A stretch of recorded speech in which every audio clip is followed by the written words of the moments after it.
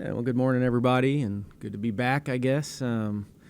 Back in here talking some basketball. I think first, big shout out to Best Virginia and their advancement and what they're doing as far as basketball in summer. And we're talking hoops right now in our state, and I think there's some excitement with what they're doing. So congrats to team and coaches there. JJ Quinley's off to a good start too, so I think she's getting some love there and starting to play well and starting in the WNBA, and we're super proud of her. And then I think to all the fall sports, I think football gets going tomorrow maybe, and I saw the men's soccer team out there on the track today working on some conditioning, I think, testing. So for everybody else, they're rearing up. We are in our last week of kind of the summer access, and then we'll take a few weeks off, let them catch their breath in August. And then get back to it once school starts. But, it's been a great summer and good group of kids, excited for what's to come. Hopefully we can finish this off. So we've got 2 workouts left. We're going to take them whitewater rafting on the Cheat River later this week. So we'll get them out and explore a little bit of some true West Virginia and finish it off on Friday. So excited where we're at and excited to see what's coming down the future. Who gets to steer the boat?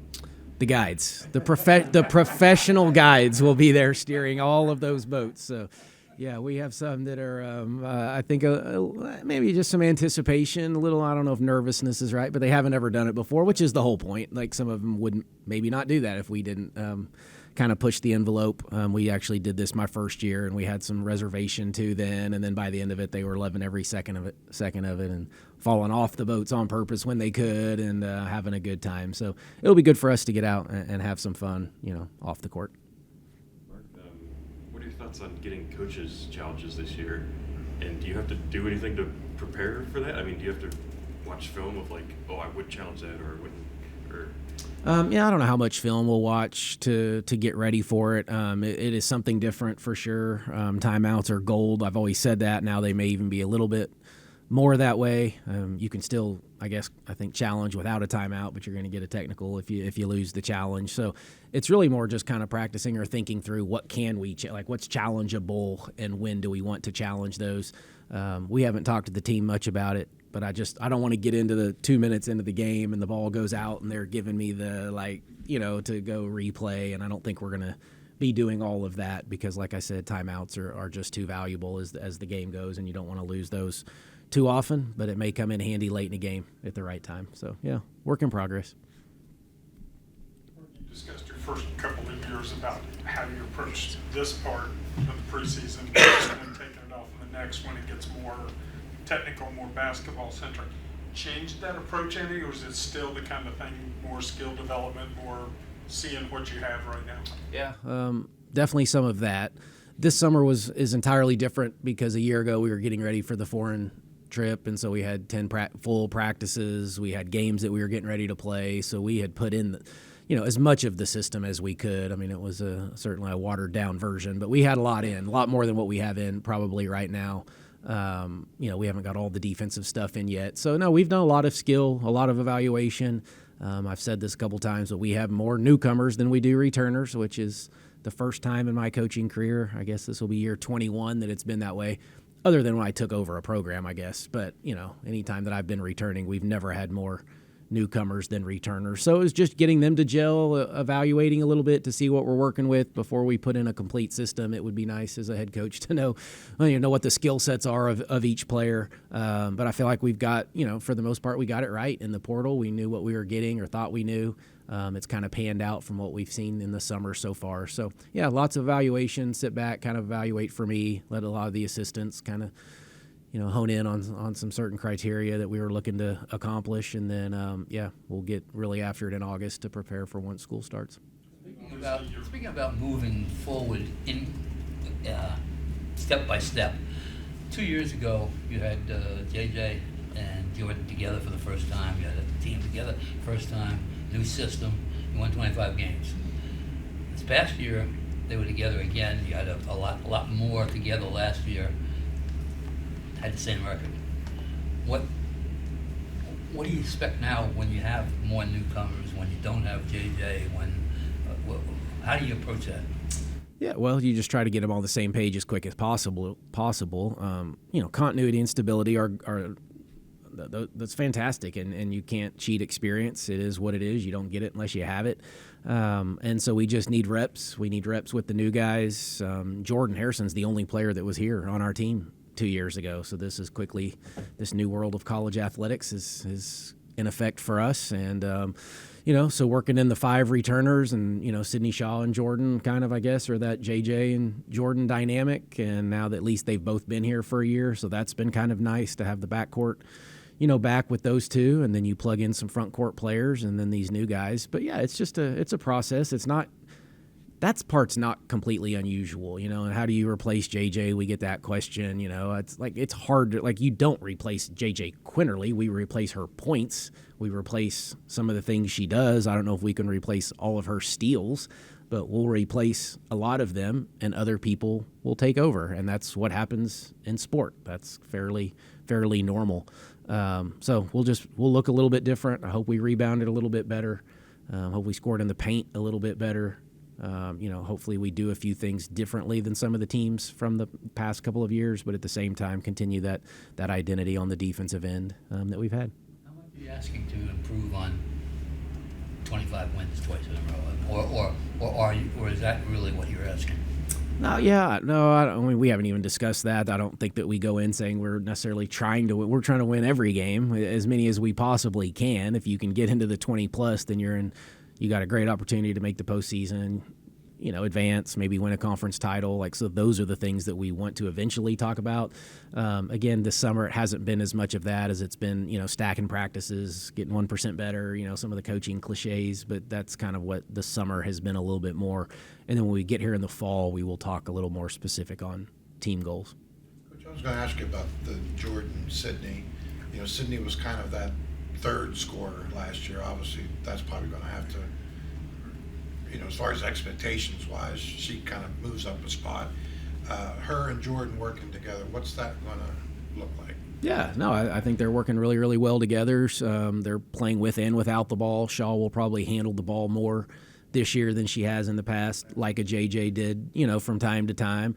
And we have a couple more that can handle it a little bit as well and get Jordan off of it. But it's still going to be Jordan's show 85% of the time. It'll be in Jordan Harrison's hands, but certainly there'll be opportunity for others. But just a continuity and a trust. And, Shaw wants a bigger role. That was, very important for her and what we wanted to do as we move this forward.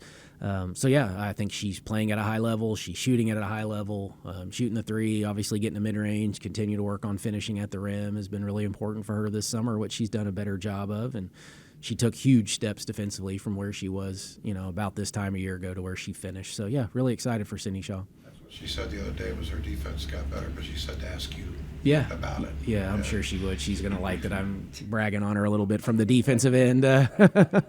But, yeah, so, no, she's taken some huge steps. Yeah, huge steps in a lot of areas. So I am excited to kind of see the progression and what this year looks like for her.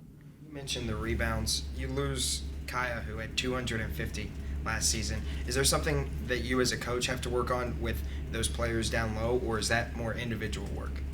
That's a little bit of both. The real answer is just recruiting is the real answer, is what I've learned over the years. Our better rebounding teams, we try to teach it fundamentally, and you do here's how you're supposed to block out type stuff, but then the really good ones just have a knack for going and getting the basketball. And so I just like Carter McRae for us will be a really, really good rebounder, and we'll probably at least get what Kaya did and probably exceed it. We may rebound or should rebound better at the 5 position this year. So, and then we'll have some guards be able to chip in, like the Logan Johnsons and Riley McAleskys. There'll be some of those bigger guards that will really be able to help us rebound. So I don't know if we'll be in the elite level of rebounding, but I think we've taken steps from year 1 to year 2 to now year 3.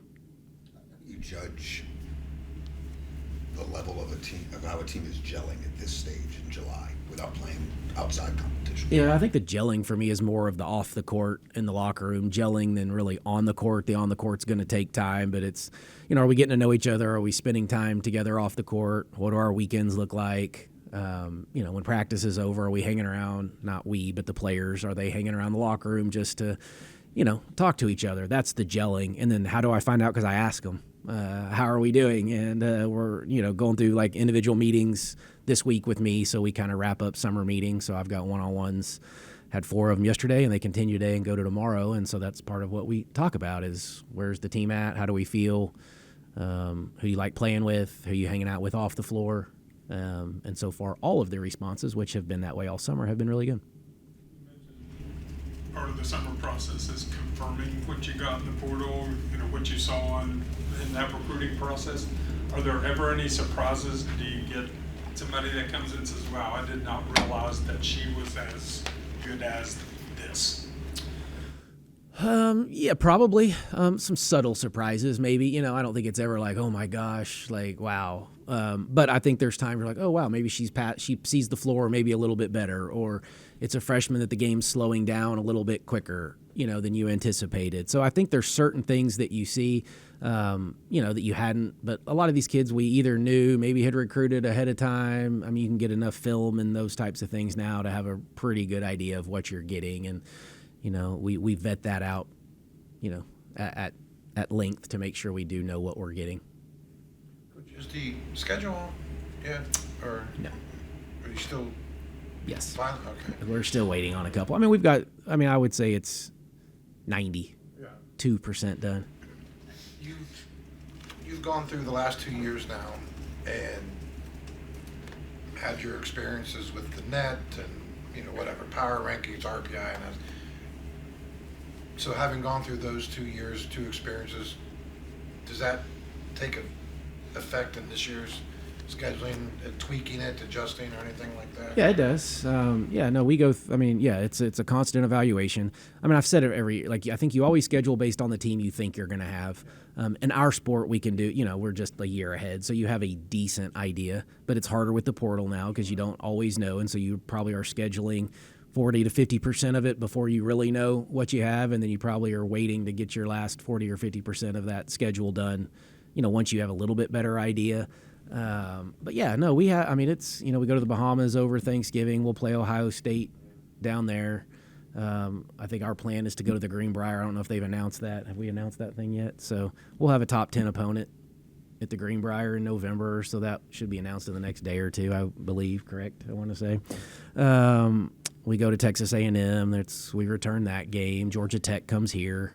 Villanova comes here. Temple comes here.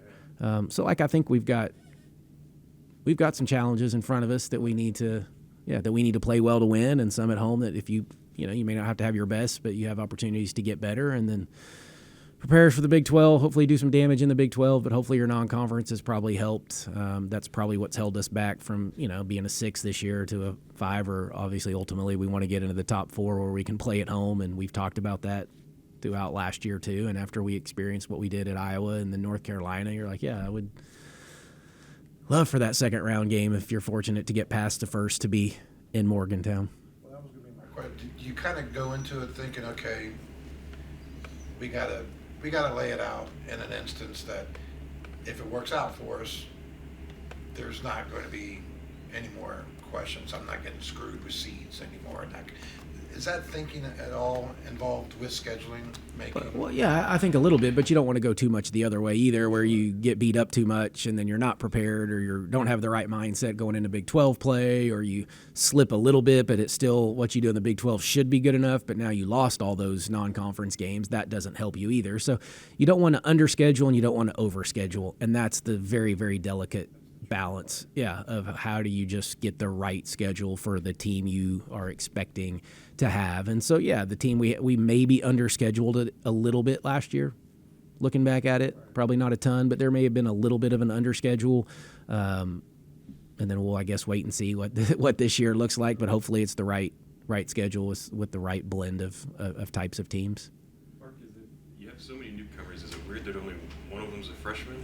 And then do you have to, not like baby her, but do you have to make sure like she's keeping up just because she's by herself in that, right? There's no other freshman that she's... Yeah, I mean, it's kind of I don't know if it's the new, like it's going to stay, but since I've been here, we have not had very many freshmen. And then when we did, they get antsy, and a couple of them left last year. So we only have one back of the 3. And then I think my first year, we only had 1. So it's kind of the new, somewhat the new norm. But our players have done a great job of taking Maddie Parrish under their wing.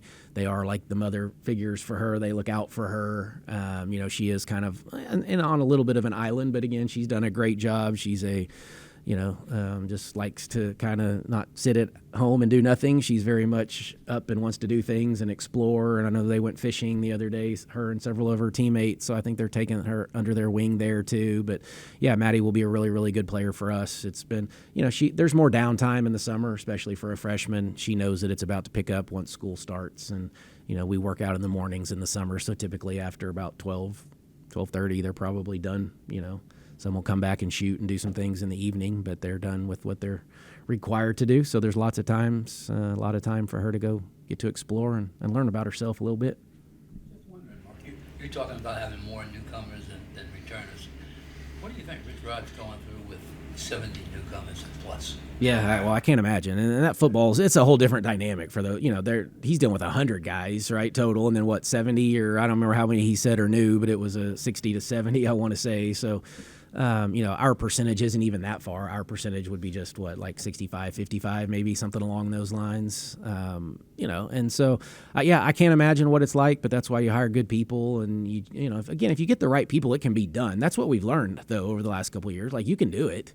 You can do it with having a new roster and turning it over and having success early if you get the right people and you got the right staff. And so it can be done, but I just think it adds a little bit more legwork on the front end. It's making sure all your coaches are on the same page, making sure these players probably need to study a little bit more and get in the film room. And, there's other ways to do it other than the taxing of the bodies.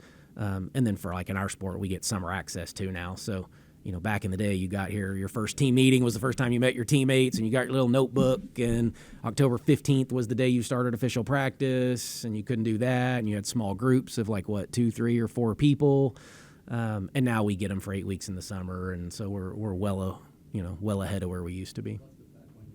When it used to be, the guys' names were Fred and Harvey and Tom, and now I don't know how anybody remembers the names. Well, yeah. Well, that's why in football they got to put them. They put the tape on the helmet so you just know on the front and the back, so you have a clue of what that kid's name is. A little easier in my sport. Coach, with Maddie, I mean, she obviously comes in highly recruited and big credentials and stuff like that. I imagine there's always a moment though for incoming freshmen. Welcome to college basketball. I mean, I'm not in high school anymore. Has Maddie kind of gone through that, and what's that moment like for her, and what do you expect from her? Yeah, I think she's probably been through that moment multiple times. I think that's what freshmen do. I've talked about the peaks and the valleys, or it's like a ladder, and it's 2 steps up the ladder and then 1 back and then 2 more up and then maybe 1 or 2 back, and and so she's been through that, and it's just getting your mind is racing. And so we're just trying to get any freshman, but we'll talk about Maddie, just to get her mind to slow down a little bit, which we met yesterday, and she said, Coach, believe it or not, my mind is starting to slow. I'm getting more comfortable. There'll be a freshman decision in there from time to time. You're yeah, that was a young choice, and then she'll follow it up with a really good play because she's a really good basketball player, and then that's the step down, step up. And so she's going to keep stacking practices, stacking days, stacking weeks.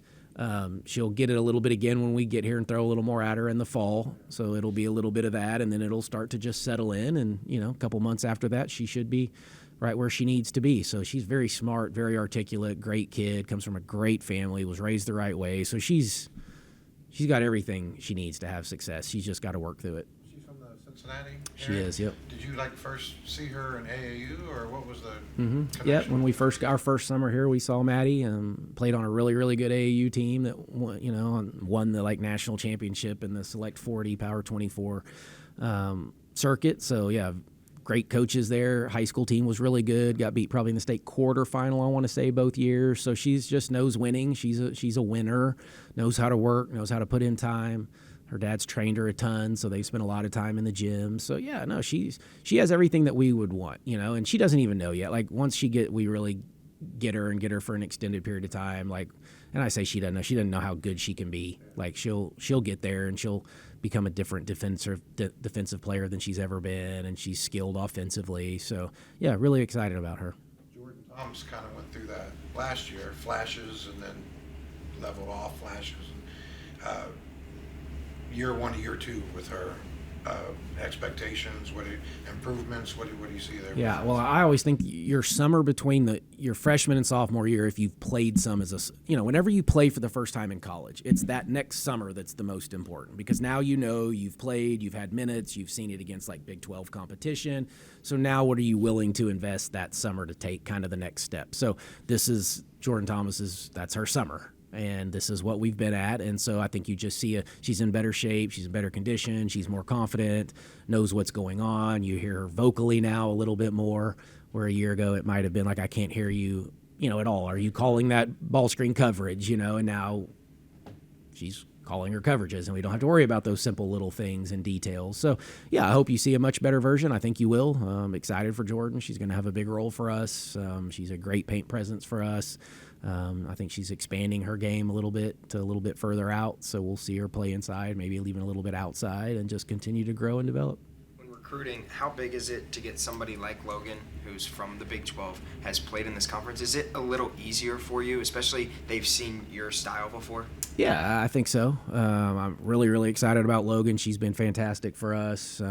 We've known her AU program from our days down in Texas, so that was an easy transition from that standpoint. But I think she's absolutely loved it here. She's fit right in. She fits our system unbelievably well, so excited to kind of unleash her to the fans once we get to that point. But she's been really, really good this summer. Yeah, and an easy transition.